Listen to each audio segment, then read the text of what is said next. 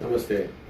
આજે વાત કરવાની છે જૂના રોગ વિશે અને એની સારવાર વિશે. આ સારવાર જૂની પણ છે અને નવી પણ છે. અને રોગનું નામ છે ડાયાબિટીસ.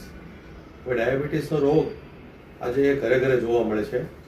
આવા દર્દીઓને ઘણા બધા કોમ્પ્લિકેશન થાય છે. એમાં હૃદયના કોમ્પ્લિકેશન, કિડનીના કોમ્પ્લિકેશન, આંખોની તકલીફ અને મગજની તકલીફોના આપણે કેસ જોયા છે. પણ આજે જે વાત કરવાની છે એ સર્જરી માટેના કેસ, એટલે કે પગની અંદર દર્દીને ડાયાબિટીસના કારણે થતા રોગના કોમ્પ્લિકેશન વિશેની વાત. આવા દર્દીને પગની અંદર સંવેદના જતી રહેવાથી અને લોહી ઓછું પહોંચવાના કેસના કારણે દર્દીને વારે વારે ઇન્ફેક્શન થાય છે. પણ સંવેદના ન હોવાના કારણે પેશન્ટને એની ખબર ઘણી બધી મોડી પડે છે.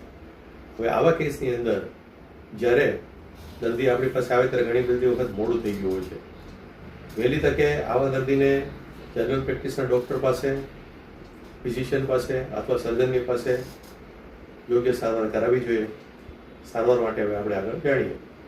સામાન્ય કેસની અંદર મામૂલી ડ્રેસિંગ, પ્રોપર પગની કાળજી, શુગર કંટ્રોલ લેવો અને સામાન્ય દવાઓ, ઇન્જેક્શનો, એન્ટીબાયોટિકથી ડાયાબિટીસનો રોગ આપણે કાબૂમાં કરી શકીએ અને પગના આવા ઇન્ફેક્શન પણ કંટ્રોલમાં કરી શકીએ. પણ જ્યારે આવા કેસ વધારે પડતા આગળ નીકળી જાય ત્યારે તેની અંદર સર્જરી, જરૂરી કાપવુંની સારવાર કરવી પડે છે.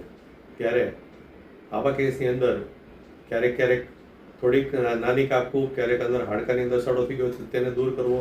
ઘણા બધા કેસની અંદર જ્યારે આંગળી કાળી પડવી અથવા ભૂરી પડી જાય અને અંદર રોગ આગળ નીકળી જાય, જેને સામાન્ય ભાષામાં આપણે ગેંગ્રીન કહીએ છીએ, એવા કેસની અંદર આપણે પગની આંગળી અથવા તો પાકો પગ સડો થાય તો તેને કાપવો પણ પડી શકે છે. ક્યારેક આવા કેસની અંદર આપણે લેસરની મદદ લઈ અને ઓછી કાપવું પડે, ઊંડા ઉતરી ગયેલા ઘાવને પણ આપણે સારો કરી શકીએ છીએ.